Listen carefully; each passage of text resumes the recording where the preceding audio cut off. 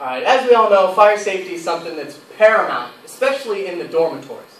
So that's what I'm here today to talk to you about, is dormitory safety. I'm James Wolnik, and that's what we'll be covering. Alright, quick overview about the things that we're going to go over. First of all, what is and is not authorized inside the dormitories. Secondly, we'll go into electrical safety, then touch a little bit on general housekeeping, followed by fire protection and detection systems, life safety, and then emergency reporting. Okay, first and foremost, smoking is absolutely 100% not allowed in the dormitories. There's designated smoking areas for everybody to smoke in. So for you smokers, just ensure that you guys are making your way to the designated smoking areas and you're not smoking in the dormitories. Alright, another thing is we encourage everybody to cook. However, you can't do it inside your dorm room. So things like George Foreman grills or hot plates or anything like that, those aren't allowed in your dormitories. We just ask that you use the provided cooking areas, generally on the second floor, for your cooking needs.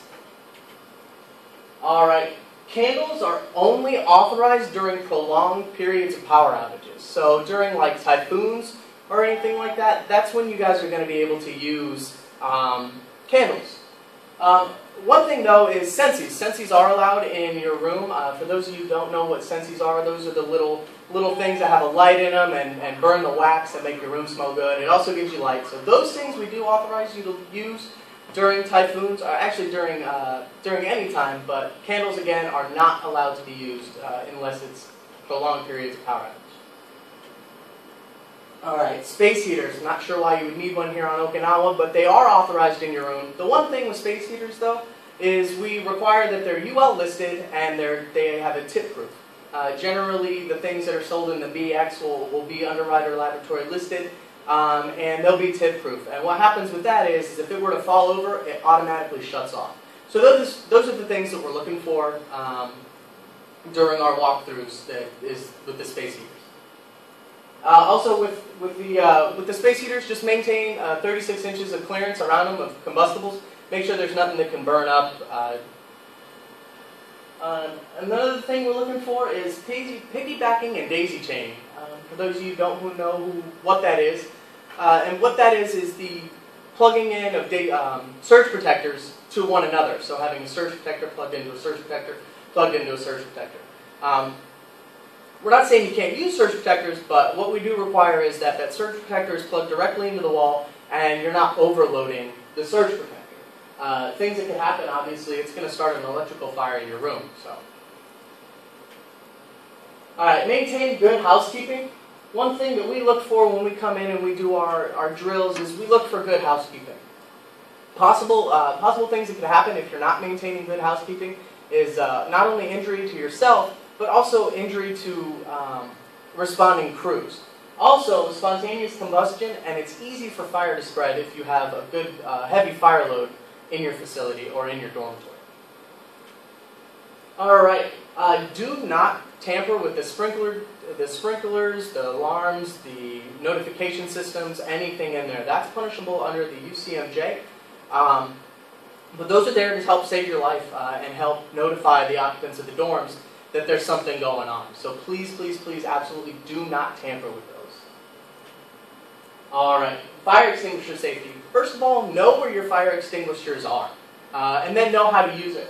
One thing that we want to stress is the acronym PACS. I'm sure everybody's heard it, but we're going to go over it again real quick. What it is it's pull, aim, squeeze, sweep. You're going to pull the pin, aim the nozzle of the extinguisher at the base of the fire, squeeze the handle, and sweep from side to side until the fire's out. Okay, with the small fire, we'll allow you guys to attempt to put it out, and we encourage you to attempt to put out small fires. But if it gets out of hand or out of control, then obviously get out of the facility, get out of harm's way, and make sure you pull the pull stations that are located in the dormitories to start an evacuation and notify everybody that there's an emergency. Alright, when the alarm sounds, evacuate immediately. Also call 911. From a DSN line, the 911 number is the same as it is in the States, just simply 911. However, if you're calling from a cell phone here in Okinawa, the number is 098 934-5911. So make sure that's programmed into your phone, and you guys are good to go. Also, there's going to be a safe area for everybody to report to. So make sure that everybody's reported there, and then we'll get accountability once everybody's in place. Okay, fire safety and awareness is paramount. As I stated earlier, it's absolutely paramount, especially with our dormitory members. There's nearly 100 people living in each dormitory, if not more. And we want to make sure that the Air Force is taking care of you and everybody's safe. So today what we covered is what is and is not authorized in the dormitories, housekeeping, electrical safety, the fire protection and detection systems that are used in your dormitories, life safety devices, and emergency reporting. I'm James Wolnik. If you guys have any questions, I'll be here later. I'll be here after the briefing to answer anything that you might have. Thank you.